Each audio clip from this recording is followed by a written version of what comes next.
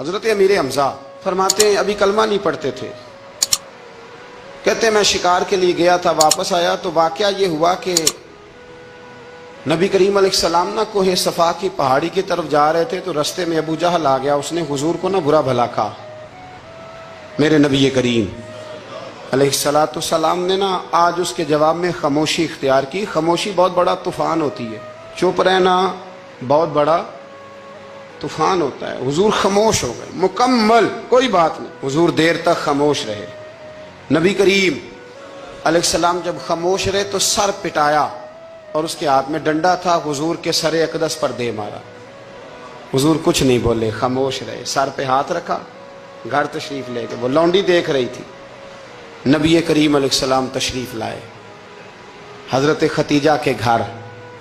اتنی دیر میں حضرت امیر حمزہ آئے تو اس لونڈی نے نا جناب امیر حمزہ کو مخاطب کیا، چونکہ اس نے حضور کو بھی دودھ پلایا تھا اور جناب امیر حمزہ کو بھی برابر کی محبت تھی، رضائی والدہ تھی۔ حضرت امیر حمزہ کو دیکھ کے کہنے لگی امیر حمزہ کہاں سے آ رہے ہو؟ کہا شکار کھیل کے آ رہا ہوں۔ فرمایا کیا فائدہ تیری بہادری کا، کیا مطلب ہے تیرے اس سارے کارنامے کا، کہا ہوا کیا؟ تو وہ لونڈی کہنے لگی کہ آج میرے سامنے ابو جال نے ڈنڈوں سے اتنا مارا ہے کہ حضور کے سر اقدس سے خون نکل آیا ہے، خون نکل آیا ہے۔ مجھے پتہ ہے ابو جہل یہ ظلم اس لیے کرتا ہے کہ محمد ابن عبداللہ کے والد موجود نہیں۔ آج اگر ان کے والد ہوتے، دادا عبد المطلب ہوتے تو پھر میں دیکھتی تھی کون ان کے قریب آتا۔ یہ لفظ کہے نا تو جناب امیر حمزہ رو پڑے، شکار وہیں پھینکا، درخت سے ڈنڈا توڑا۔ ابو جال بیٹھا تھا حرم مکہ میں، کفار کے درمیان ٹولیاں بنا کے وہاں گئے اور زور سے ڈنڈا اس کے سر پہ مارا، اور ڈنڈا مار کے کہنے لگے تجھے شرم نہیں آتی؟ میرے بھتیجے کو لاوارث سمجھتے ہو؟ جرت ہے تو ذرا آنکھ اٹھا کے ایک دفعہ دیکھو، میں تمہاری آنکھ نہ نکال دوں تو کرو ہمت، اگر طاقت ہے تو بولو۔ اللہ اکبر۔ جب یہ لفظ کہے، جب یہ بات کری تو ابو جال کانپنے لگا۔ کچھ لوگوں نے چاہا حضرت امیر حمزہ کے معاملے میں مداخلت کرنی، پر کہنے لگا چپ کر جو، تمہیں پتہ نہیں یہ شیر بڑا ہے، یہ دلیر ہے، یہ طاقتور ہے، خبردار کوئی بات نہ کرنا۔ اللہ اکبر۔ حضرت امیر حمزہ وہاں سے نہ نکل کے تو سیدہ ختیجہ کے گھر آئے۔ سیدہ ختیجہ الکبریٰ رضی اللہ تعالی عنہا نا نبی کریم کو مرہم پٹی کر رہی تھی۔ حضور نے چچا کا چہرہ دیکھا تو آنکھوں میں آنسو آ گئے۔ حضرت امیر حمزہ بھی روئے اور کہنے لگے بھتیجے خوش ہو جا، میں اس کا سر پھوڑ آیا ہوں۔ اتنی زور سے مارا ہے کہ اس کو ہمت نہیں ہوئی بات کرنے کی۔ حضرت امیر حمزہ کے جواب میں محبوب فرمانے لگے چچا میں ابو جال کا سر پھوڑنے سے تو خوش نہیں نہ ہوتا۔ کہا آپ کیسے خوش ہوتے ہیں؟ فرمایا آپ کلمہ پڑھ جائیں میں خوش ہو جاؤں گا۔ تو حضرت امیر حمزہ کہنے لگے کلمہ پڑھنے سے راضی ہو جاؤ گے، خوش ہو جاؤ گے، بس اتنی سی بات؟ فرمایا ہاں۔ تو کہا پڑھاؤ کلمہ، پڑھاؤ کلمہ۔ حضرت محبوب کریم نے کلمہ پڑھایا اور جناب امیر حمزہ اسی وقت مسلمان ہو گئے۔ ایک سنار کے بارے میں عارف رومی نے لکھا ہے کہ وہ نا اس نے بے اولاد تھا تو اس نے ایک بچہ لے کے پال لیا، تو بچہ اس کو باپ کہتا تھا، اس کی بیوی کو ماں کہتا تھا۔ انہوں نے لے پالک بچہ تھا، اور یہ لوگ جن کی اولاد نہیں ہوتی ترس جاتے ہیں، کئی دفعہ ترسے ہوئے لوگ تھے۔ بچے کو لے لیا، پالا، وہ بچے نے بھی حد کر دی فرما برداری کی۔ اب وہ جوان ہو گیا اور بڑا خوبصورت جوان ہوا۔ وہ سنار کہتا ہے کہ ساری زندگی میں نے صفائی میں، نیکی میں گزار دی۔ ایک دن دکان کے پہ ایک عورت آئی تو وہ کہنے لگی یہ چوڑیاں مجھے خود سے آپ پہنا دیں۔ وہ کہتا ہے میں نے جب اس کا ہاتھ پکڑا تو میرے دل میں غلط خیال آ گیا، میں نے غلط نظریے سے اس کا ہاتھ پکڑا، اور جب میں نے اس کا وہ ہاتھ اس نظریے سے پکڑ لیا، تھام لیا، بہرحال وہ چلی گئی، لیکن وہ میرے ذہن کے اندر ناپاکی آ گئی۔ تو میں گھر گیا تو میری بیوی باہر کھڑی تھی اور رو رہی تھی، تڑپ رہی تھی۔ میں نے اسے کہا کیا ہوا؟ تو وہ کہنے لگی کہ بچہ ساری زندگی فرما بردار رہا، میں نے ماں بن کے پالا، پر آج اس نے غلط ذہن سے میرا ہاتھ پکڑ لیا ہے، اور میں تڑپ گئی ہوں، ٹوٹ گئی ہوں کہ یہ اگرچہ لے پالک تھا، کسی کا تھا، پر میں نے تو پتر سمجھ کے پالا تھا، یہ کیا ہوا؟ وہ کہتا میری چیخ نکل گئی تو میں نے اسے کہا کہ یہ اس کی غلطی نہیں، یہ میری غلطی ہے۔ میں نے باہر آج نظر گندی کی ہے تو رب نے مجھے سزا دی، یہ مجھے سزا ملی ہے۔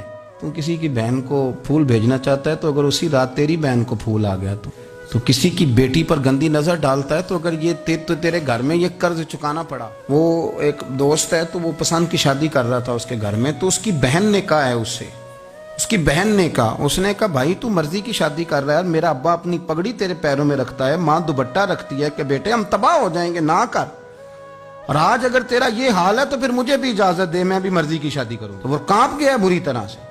वो कहता है ये तू क्या कह रही है? उसने कहा तू तेरे लिए अगर ये जायज है तो मेरे लिए कैसे मना हो गया?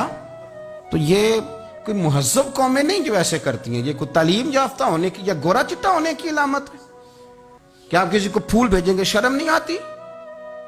मुहज्जब कौम और शरीफ लोग कौन होते हैं? मेरे नबी करीम अलैहिस्सलाम ने फरमाया अल हयाउ मिनल ईमान, हया तो ईमान का हिस्सा है। सरदार अहमद साहब रहमतुल्लाह अलैह के पास ना एक बूढ़ी अम्मा अपना बेटा छोड़ गई,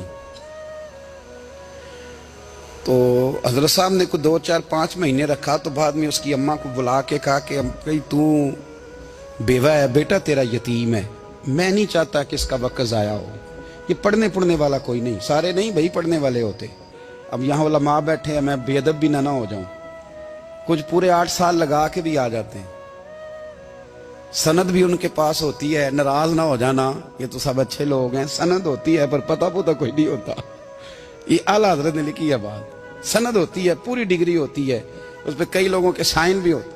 तो बहुत सारे तालिब इल्म ऐसे होते हैं जो मदारस में कहते हैं मैं फाजल फलां हूँ, लेकिन कोई शय पास, तो मौलाना सरदार अहमद साहब मुहद्दिस आज़म पाकिस्तान रहमतुल्लाह अलैह उस बूढ़ी को कहने लगे तेरा बेटा कुंद देना है, पढ़ना पढ़ाना इसने कुछ भी नहीं, तो यतीम बच्चा है, कल को तो कहेगी कि मेरे बेटे ने वक्त ज़ाया किया तो वापस ले जा। बूढ़ी अम्मा रोने लग गई, कहने लगी मैं पढ़ाने तो नहीं लाई थी, मैं तो आपको रब का वली समझती हूँ, मैं तो नौकरी कराने लाई थी, नौकरी। हजरत अनस बिन मालिक कहते हैं मेरी अम्मा भी हुजूर की बारगाह में दे गई थी, हुजूर की बारगाह में, ये नहीं कहा था कि या रसूलल्लाह पढ़ा दें, हाँ हाँ मैं जिम्मेदारी से बात कर रहा हूँ, ये नहीं कहा था हुजूर मुजाहिद बना दें, ये थोड़ी कहा था कि या रसूलल्लाह सल्लल्लाहु तआला अलैहि वसल्लम से मुफस्सिर मुहद्दिस मुहक्किक मुफ्ती बना दें।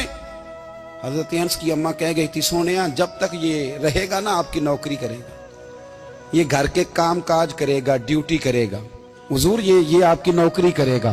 तो मेरे महबूब ने फिर दुआ कर दी अल्लाह इसे बरकत अता फरमा।